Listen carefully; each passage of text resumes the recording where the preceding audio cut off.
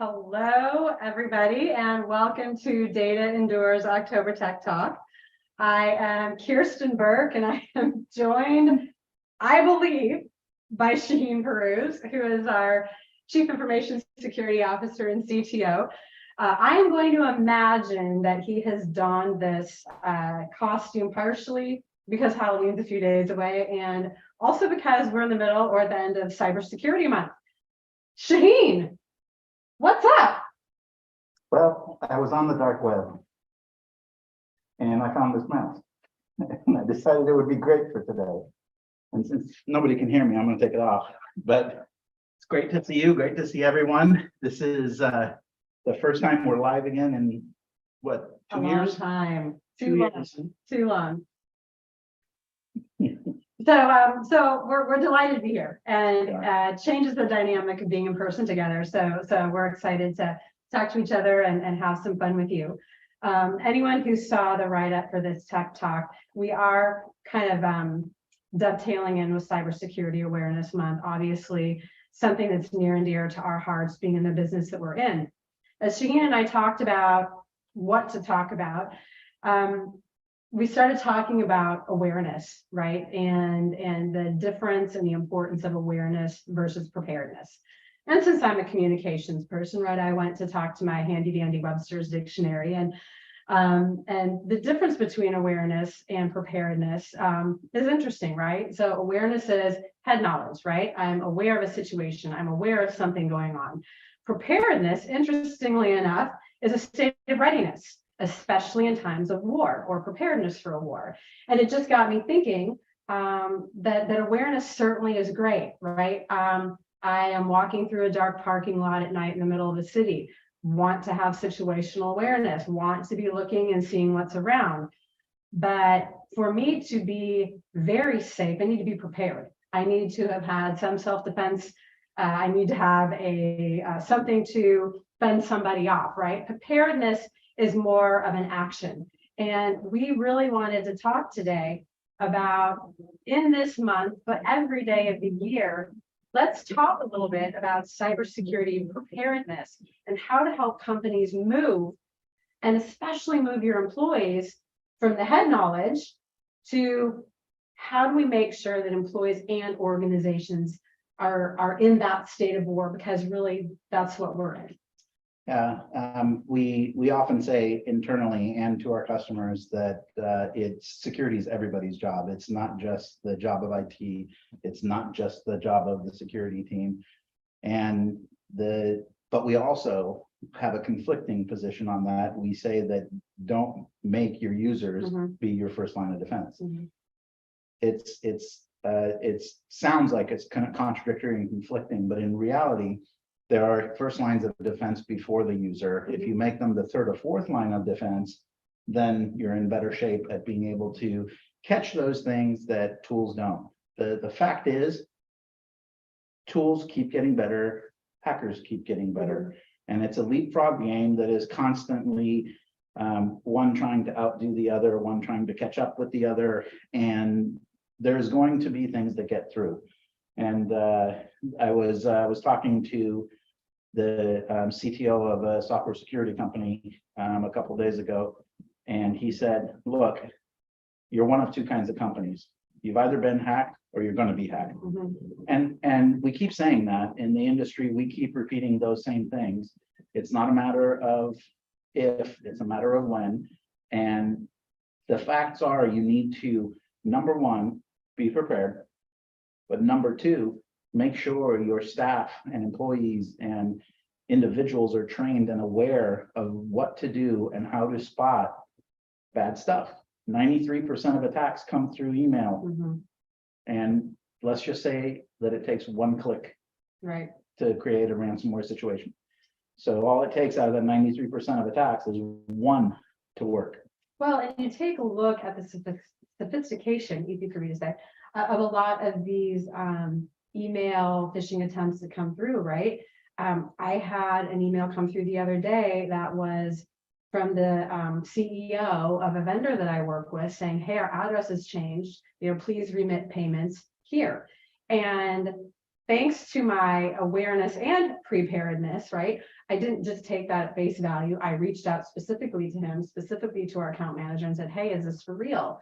Because we have seen and we have had customers experience kind of that social engineering where they've spent a lot of time, they were in the system, they knew kind of the internal dynamics and reporting structure, and we had employees redirect funds where they weren't supposed to go.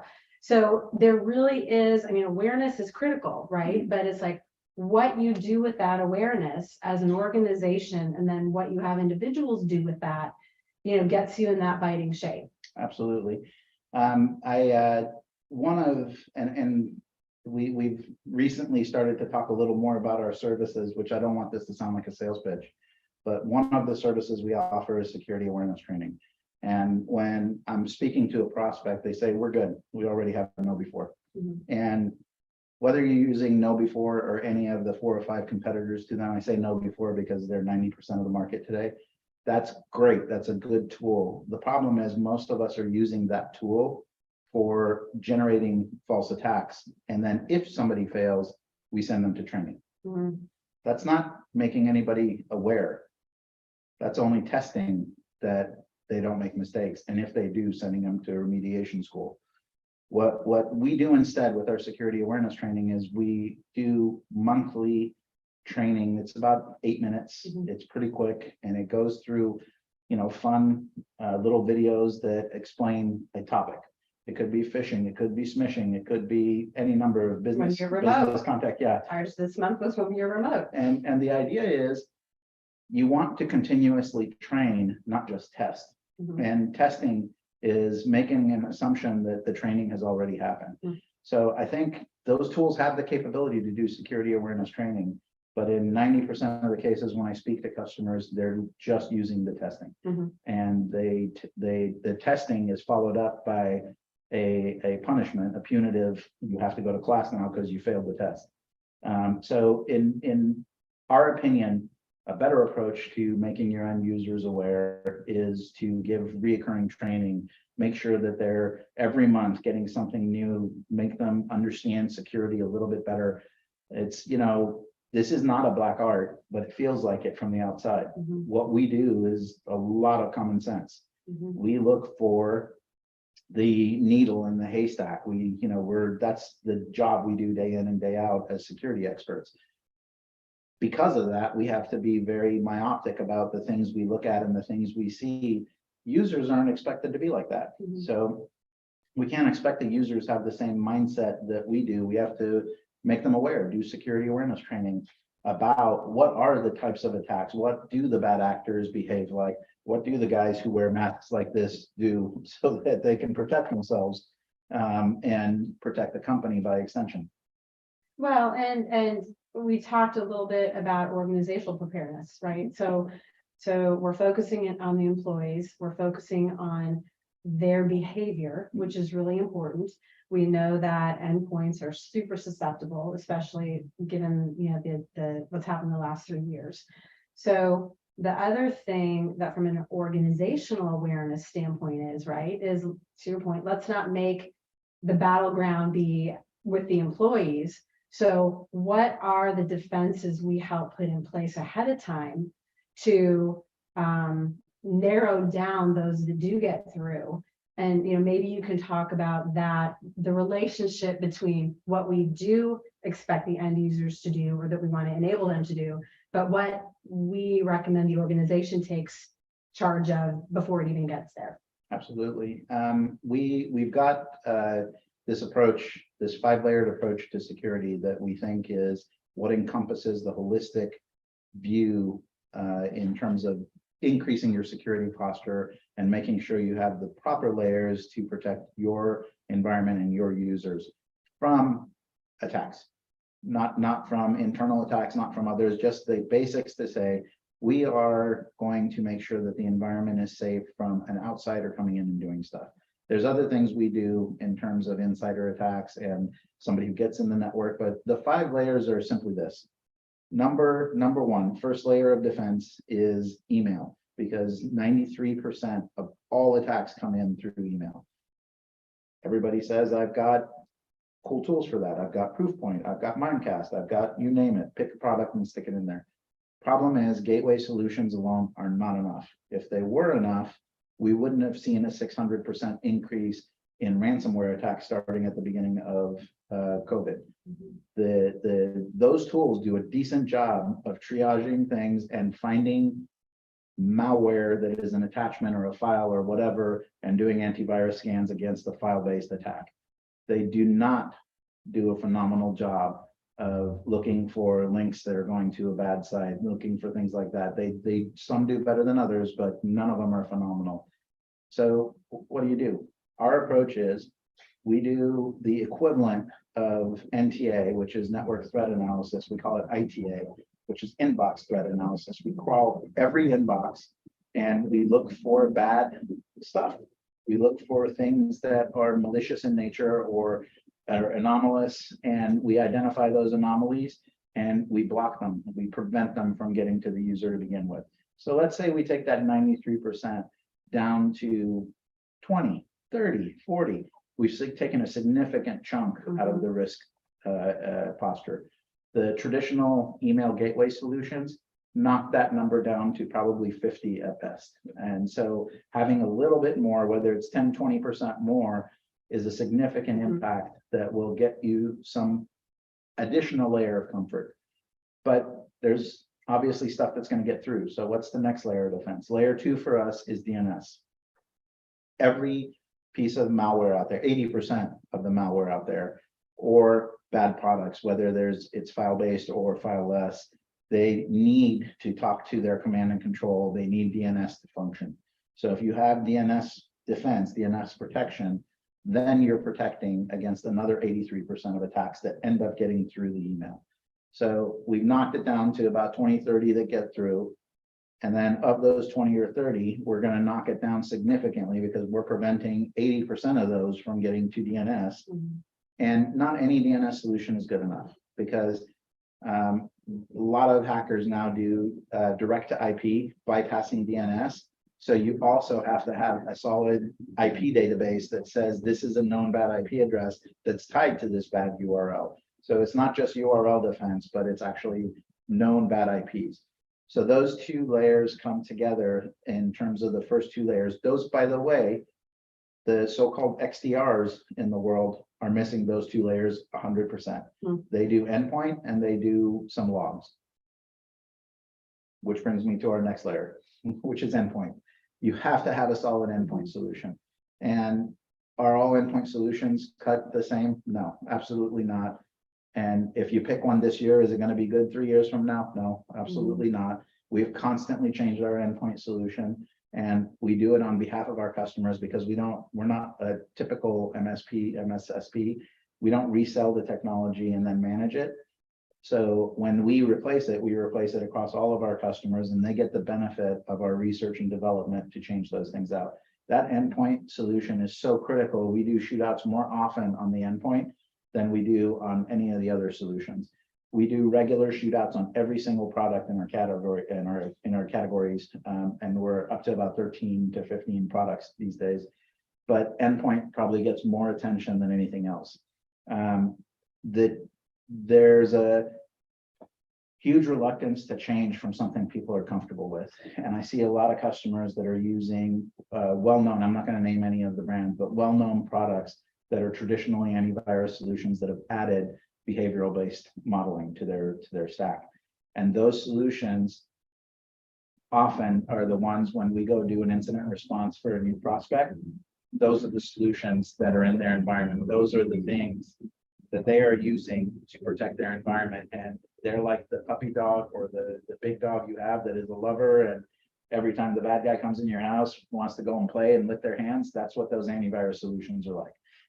They don't do a darn thing. They don't protect you at all, but they look good. And you got a checkbox that says I've got endpoint security. So that is probably one of the most critical things. You have to stop the attack on the first endpoint it lands on and not let it encrypt, not let it cause the damage, not let it delete. Yeah. Right. The next layer of defense is missing in 99.9% of customers I speak to. And it's hard. It's probably one of the most difficult things. It's network, and by network I mean microsegmentation and network threat detection. So a lot of people will say, I've got Dark Tracer, I've got whatever that does NTA-like functionality. That's great, but those solutions are not creating segmentation. They're identifying the problem. So you have to have a combination of segmentation and the threat analysis and honeypotting and deception technology. All of those things have to play together. So our NDR offering is designed to reduce the attack surface by saying this application group is 10 servers, and if it gets attacked, it's only 10 servers that are going to be attacked. It's not going outside of that. And the first reaction most people hear when I say segmentation is, oh my God, that's really hard. I did one. It's, the joke we've made before is that's segmentation or microsegmentation is where CISOs go to die. I have no intention of dying on this hill. The technology we've deployed, what we do with segmentation gets you up and running with at least one application, but up to 10 within 90 days. Literally having segmented network, understanding your environment, understanding the traffic, the flows, and then having honeypotting functionality. So even if you don't create the segment, if we see malicious activity, we redirect it to a honeypot. So when you take those 4 layers in conjunction, that is really holistically what should be an XDR solution. And you might guess that's what our XDR solution does. And the last thing, the 5th layer, is the people. Mm-hmm. So I've probably worn this record out, but I say having a SIM without a SOC is like having a tower, a guard tower without a guard in it. And it's pointless because you can't see the hordes coming at you from the other side of the wall until they're up at the top of the wall. Or if you randomly decide to send someone up there, at some point and see, oh my God, they're at the edge. Yeah. And it's too late at that point. You can't do anything. You can't, put oil and fire in the moat and stop them there. You're stuck. You're literally, your castle is in siege. And the 6th attribute of, it's not a 6th, but the key attribute that works most importantly across this ecosystem is that you have to be able to do this all distributed. Mm-hmm. The edge is gone. We don't have an edge anymore. The edge is the device that you're sitting in front of. That could be in Starbucks, that could be in your home office, that could be at a customer site, that could be in a trailer at a field location, or that could be in the corporate office. It doesn't matter where the device is. You need to be able to extend these layers of security to the endpoint and not rely on them being behind your firewall. So traditional DNS defense is firewall based. So the 50% of your people that are still working from home are not protected. Mm-hmm. Traditional endpoint security mostly works when they're off campus, but it relies on some sort of on-prem solution to do better, to get more logistics, to get constant updates. So if you have somebody who's never coming in the office, you hope that they VPN in to get their updates, or you hope that you have a SaaS solution that lets them get their updates from wherever they are. So distributed is the key attribute of all of these layers working well in today's distributed world. Well, I think that distributed factor goes back all the way back to why is awareness so important? Mm-hmm. Because in the past, in the not so distant past, right? We were in a building, we could go run over to an IT person and say, hey, what about this? Should I click on that? This smells fishy, or whatever. But you don't have access to that anymore, right? And maybe you can send an instant message to them over Zoom or whatever, but you don't have that access to help the way you did. And so end users are kind of fending for themselves a little bit more, right? And if they have to do that, we have to give them more sophistication and more intelligence and more preparedness to be able to act in that framework. It's interesting, and when I hear you talk, there's a certain phrase that I hear you repeat all the time, which I think is very significant. When we talk about tools, when we talk about layers, when we talk about all of this, the phrase I keep hearing is, it's not enough, right? And at whatever layer and whatever tool The fact is security and securing your organization, there's no silver bullet. There is no one technology. There's no one facet that is going to put you in a position where you should sleep well at night.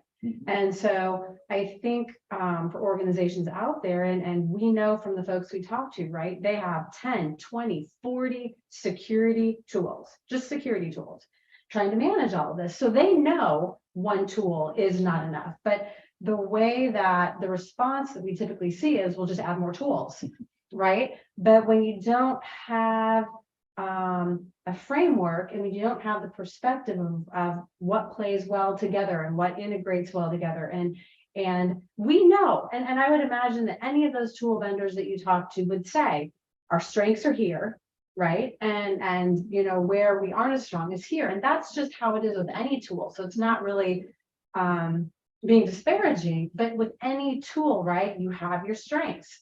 And what our managed security services try to do is account for those areas that either the tool set isn't as strong, or where we know there may be gaps in between the tool sets, or when we know, hey, if you've got a tool, but if you don't have the right person correlating these tools. And so we're really trying to up level the tools. Yep. We're trying to up level the experience and the attention that you're putting on all of this coming together. And for an organization to do that themselves, it's near impossible, because even if you have unlimited funds, even if you have unlimited staff, is that your core business? Right. Is that where you want to be spending time? And so I think it's not enough. I would imagine folks out there are feeling that somewhere within the security puzzle they're trying to figure out, because it's one of those areas where you kind of feel like Sisyphus, right? It's like, yeah, I bought this, but it's still not enough. I'm sliding back. You know, I've done this, I'm sliding back. You wake up in the morning and the rock's back at the bottom of the hill. Right, right.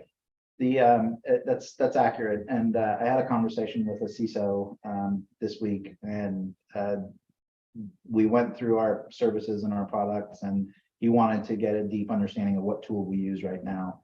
And I said, I'll share with you what we use, because we're not hiding it, but please understand that we're constantly refreshing this stack with what is the best in breed. Rather than developing our own tools and trying to keep up with the Joneses, we're using best in breed and letting each individual component stand out as what it does best. Right. And then oftentimes one of our products may be made up of 3 or 4 commercial products together, underlying OEM capabilities. So our EDR solution, as an example, is not one product, it's 3. And so when people say, you're using SentinelOne, I could use SentinelOne, I'm like, you won't get 50% of what we do if you use SentinelOne on your own. And let's just say we only use SentinelOne.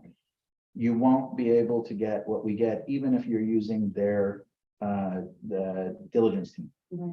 And the reason for that is we're going so far above and beyond in terms of creating policies and rules and correlations in the platforms that we use, that every time we see an attack in the market, whether it's our customers or we hear about it in the news or we're reading it in the CISA releases, we basically take and create those IOCs across every one of our customers. Right.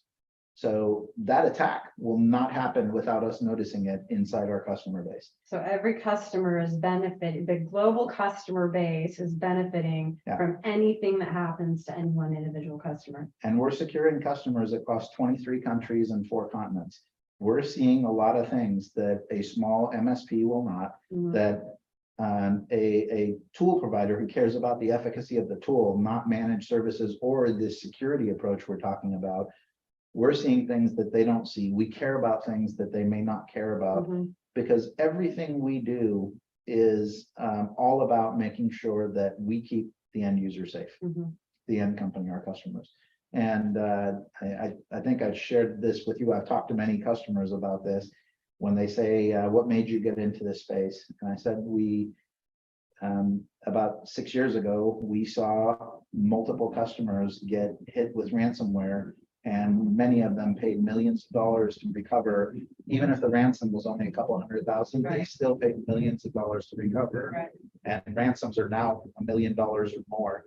And at the end of that, we helped them. We did the incident response. We helped them recover. We got them back up and running. We put better tools in place. We rebuilt their infrastructure for them. We did all the things that seemed like the right things. We came in and we did disaster relief, but I still felt like an ambulance chaser. Right.